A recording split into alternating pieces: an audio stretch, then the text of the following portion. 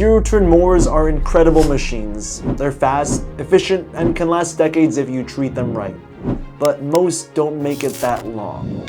Same mistakes, same damage, season after season. And by the time the warning signs show up, it's already too late. So today I'm breaking down what mistakes to avoid so you don't end up regretting your purchase. Mistake number 1, buying only based on price. And this is the most common thing.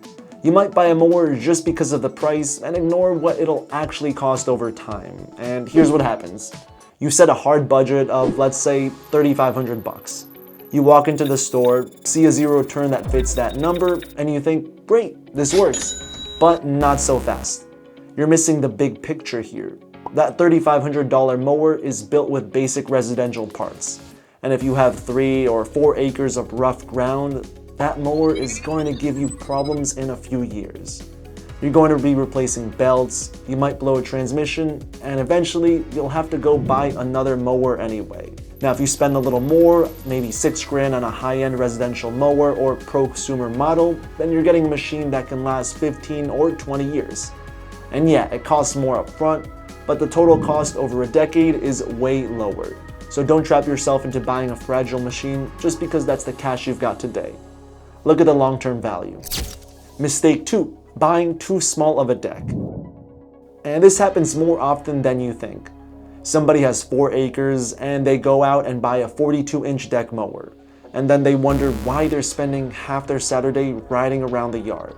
But this one is pretty simple.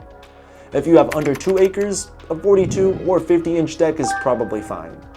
But once you start getting into 3, 4, or 5 acres, especially if your property is open, then you should really be looking more at a 60-inch deck at minimum.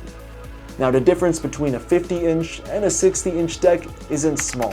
We're talking 30 minutes to an hour saved every single time you mow.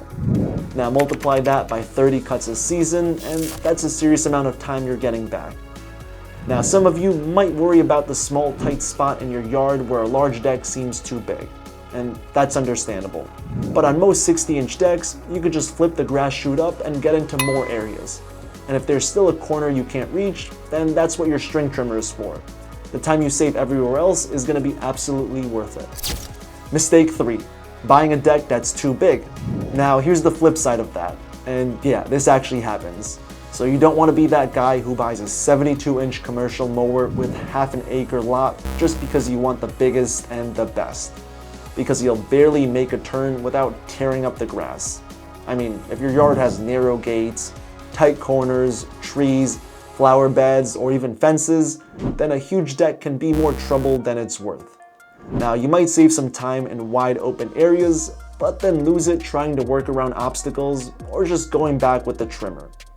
So on a yard under an acre, I wouldn't go anything over 60 inches. Anything bigger than that, and it may slow you down more than it helps. Mistake 4, focusing on horsepower instead of transmission. And this is where a lot of people get it wrong. You see a bigger engine and assume you're getting a stronger mower, but that isn't always what matters most. Now, engine size by itself doesn't tell how fast the mower will be or how long it'll last. And a lot of that is going to come down to the transmission, and in many cases, that matters even more. You could have a 26 horsepower engine, but if the mower is using entry-level hydro gear EZT or ZT 2200 transaxles, then it's still a residential grade drive system.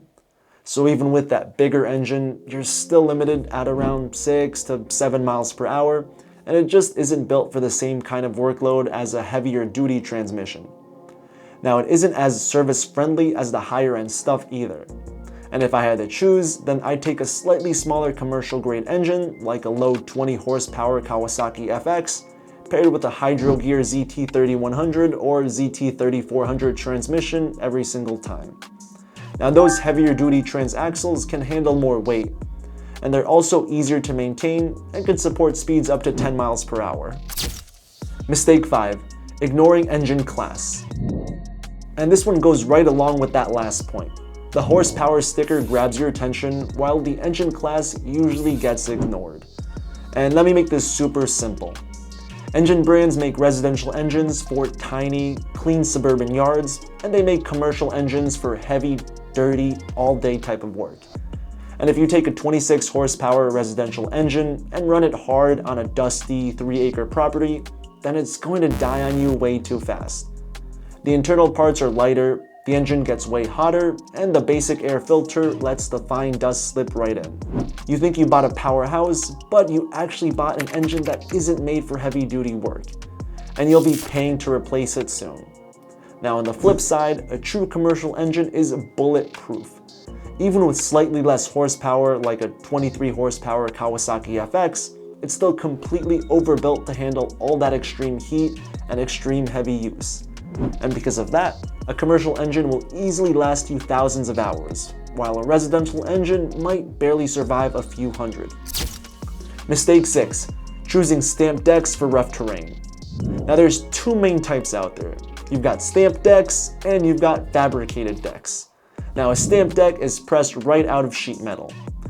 It helps keep weight and costs down, and there's nothing wrong with that for lighter duty use on smooth lawns. But if you're mowing rough terrain, thick overgrown, or you plan to put a serious number of hours on this machine, then a stamped deck is going to show wear pretty fast. Now a fabricated deck uses welded steel sections and a beefier overall design. You get thicker metal, stronger edges, and a deck that stands up better to rough conditions. Now if you're mowing more than a couple of acres on a regular basis and your property is uneven, then a fabricated deck will give you better durability and more consistent cuts over time. Mistake 7. Choosing a brand over dealer support. You walk in already convinced it has to be a John Deere, a Toro, or a Bad Boy, and nothing else even gets a fair look. Actually, many of these mowers are already more similar than they look. Kawasaki engines, Kohler engines, and Hydro Gear transactional show up across a lot of different brands. So yes, the paint, the deck, and the logo may change, but the main parts doing the real work can be similar. So chasing a name doesn't really get you as far as you think. What you really want to think about is life after the purchase, because sooner or later you're going to need service. And when that day comes, the last thing you want to do is drive several hours just for some basic parts or wait weeks just to get somebody to look at it. So instead of buying only for the name on the side, start with local support. Find a solid dealer first, then pick the machine that fits your needs from what they carry. Mistake 8. Skipping maintenance after you buy. And this is for those of you who already own a zero turn, and honestly, I completely understand why.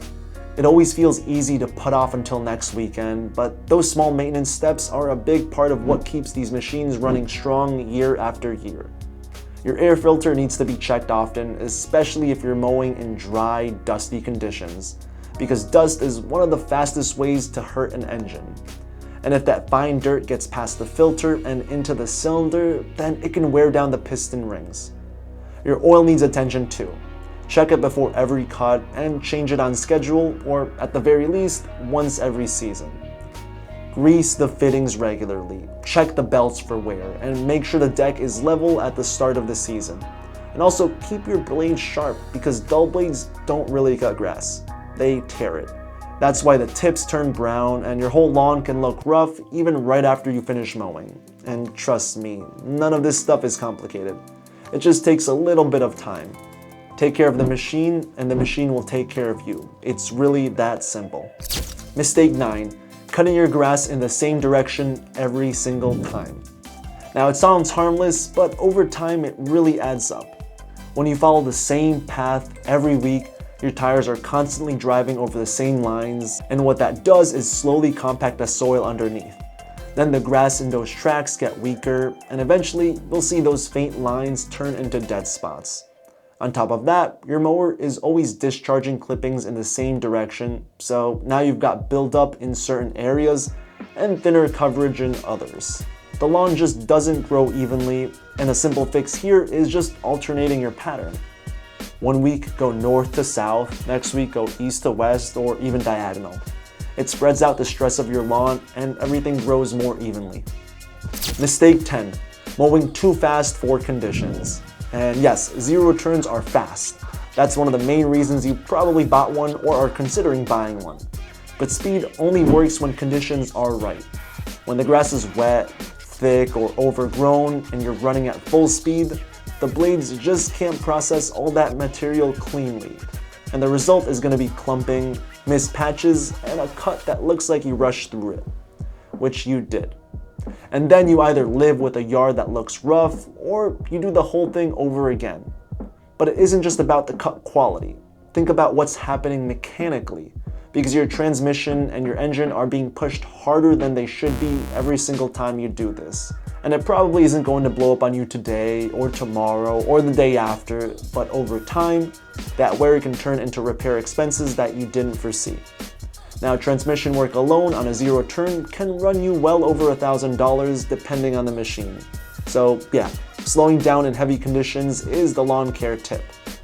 But it's also how you protect a machine that can get expensive fast when things go wrong. And that's all for today. Hopefully this video will save you some money. And if you found this video helpful, don't forget to hit that subscribe button and watch this video next. Thanks for watching.